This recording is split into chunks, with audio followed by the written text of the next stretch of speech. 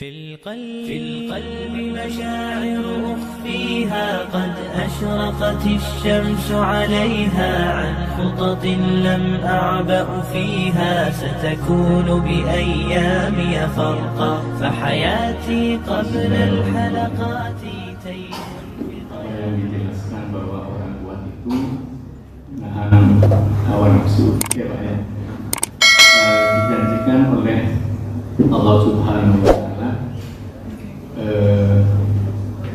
surga dan bidadari yang cantik cantik. Nah, konotasi pemikiran saya bahwa bidadari itu tentunya yang cantik disediakan oleh kaum pria. Ini konotasi saya. Nah, kaum wanita protes ketika saya bisa menahan hawa nafsu, apa kok tidak disediakan laki-laki yang gratis, cakep. Mohon penjelasan. Ini pertanyaan menarik ini. Aktivis membela perempuan. Jadi yang namanya bidadari itu mesti dijanjikan untuk. Lalu bagaimana kalau yang perempuan menahan amarah? Jadi begini, di dalam ayat yang terkait dengan keimanan, innalladzina amanu wa amilus shalihat jannatin tajri min tahtihal anhar dan seterusnya. Itu di belakangnya ada wa azwajum mutahharah. Kenapa untuk laki-laki itu selalu ada yang khusus? Saya pernah baca satu penjelasan. Laki-laki salah satu puncak kenikmatan teratasnya itu adalah perempuan. Maka mohon maaf dalam tanda kutip ya, janji surga, tawaran-tawaran menarik yang selalu Allah hadiahkan, persembahkan untuk kaum laki-laki, diantaranya harus ada kata perempuan. Lalu pertanyaannya muncul, bagaimana dengan perempuan itu sendiri? Perempuan kenikmatannya bukan itu. Tentu bagi perempuan yang bisa menahan amarahnya, tidak ada penyebutan secara khusus bahwa perempuan akan mendapatkan itu. Tetapi dari keumuman hadis-hadis seperti yang tadi, misalnya semua dosanya dikuburkan perlahan-lahan seperti dedaunan yang jatuh, itu juga kena di dalamnya perempuan. Artinya apa? Ketika ada penyebutan khusus untuk laki-laki, maka itu ada yang spesial.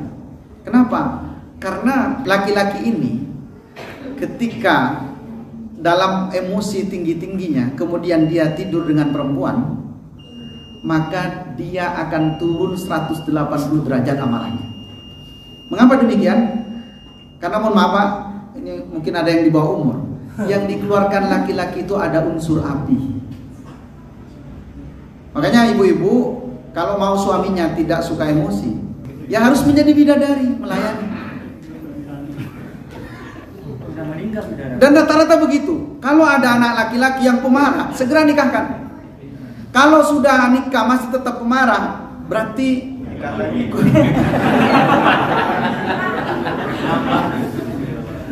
kan memang seperti itu. Artinya memang ketika ada bidadari, karena di antara puncak kenikmatan laki-laki ketika bersanding dengan bidadari atau perempuan. Dan nalurinya seperti itu. Ini kalau bawa-bawa yang jujur dan agak ceroboh, kan memang terbuka saja saat pengen nikah lagi. Yang lain kan karena malu-malu. Pasti semua ada naluri seperti itu. Dan materi seperti ini sebenarnya tidak disukai di hadapan pengajian ibu-ibu. Jadi tidak ada khusus bagi perempuan yang jelas kesabaran perempuan terkait wanita itu juga surga dan seterusnya. Tetapi kenapa yang di sini malah laki-laki? Ini untuk menunjukkan bahwa perhatian Allah kepada laki-laki salah satu adalah diberikan daya tarik tertingginya, yaitu perempuan. Wallahu a'lam bishawab. Itu ya Pak. Silakan yang lain. Masih ada kesempatan? Iya, Pak Nana. Enggak tahu Pak.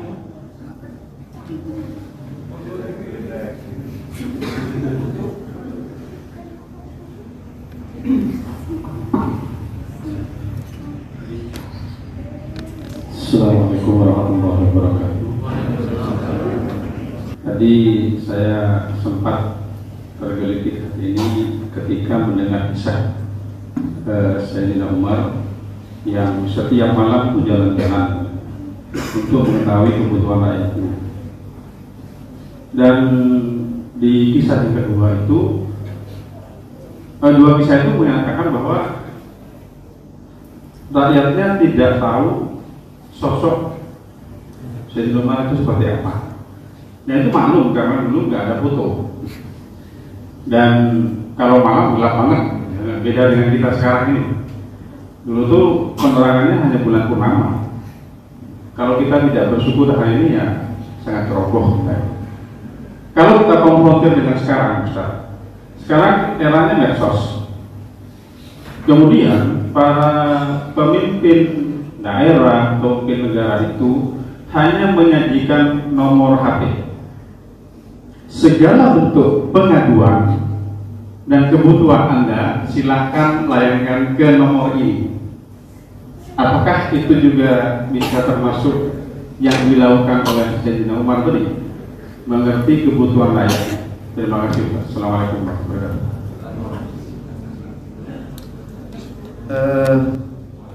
Sangat riskan ya, berakibat buruk bagi kita ketika kita menggambarkan kepemimpinan sekarang dengan yang ada pada masa Khalifah Umar bin Khattab. Ada di dalam asar disebutkan, kalau tidak salah di Tarihat Dimash itu, ketika Umar bin Khattab dimandikan, di pundak beliau ini warnanya hitam. Itu karena bekas beliau mengantarkan gandum setiap malamnya ke warga, ke orang-orang yang beliau pimpin, orang-orang yang membutuhkan. Kalau dalam lingkup kecil, apakah yang dilakukan sudah mirip ya? Saya dulu agak tertawa tapi kesal ketika ada pemimpin yang dipersamakan dengan Umar bin Khattab. Bayangkan seorang khalifah yang misalnya di antara kebiasaan Umar itu ketika tengah malam itu, ketika bertemu dengan rakyat yang membacakan ayat tentang hari kiamat, tentang siksaan, beliau sampai pingsan di tempat itu. Sekarang kan nomornya saja ditaruh kan, ya khalifahnya tidak tahu kemana pemimpinnya. Artinya bolehlah misalnya membandingkan dengan 100 tahun sebelum ini. Tapi kalau Khalifah Umar terlalu jauh. Dalam skala kecil mungkin iya, tapi tidak ada yang seperti beliau. Tidak ada. Jadi kita bayangkan saja gimana saat itu. Kalau bapak misalnya sudah, tidak usah jauh-jauh, jadi kepala RT saja, mau tidak bawa beras? Bawa beras. Lingkupnya kecil. Dan jalannya enak, ada lampunya seperti tadi disebutkan. Ini ndak ada lampu, ndak ada apa, gelap gulita, dan ndak ngajak orang. Kadang-kadang ada yang menyaksikan beliau seperti itu. Jadi ya bersyukur masih ada pemimpin yang seperti itu, melayani meskipun hanya dengan nomor. Ndak apa-apa, itu kan masih bagus. Ada bisyarah lah daripada tidak sama sekali. Faktanya seperti apa itu ya kita yang bisa nilai. Ada yang benar-benar diangkat, ada yang benar-benar dilayani. Kita tidak usah terlalu sudut. Insyaallah khair. Allah a'lam bishawab. Saya rasa cukup Pak. Baik. Terima kasih.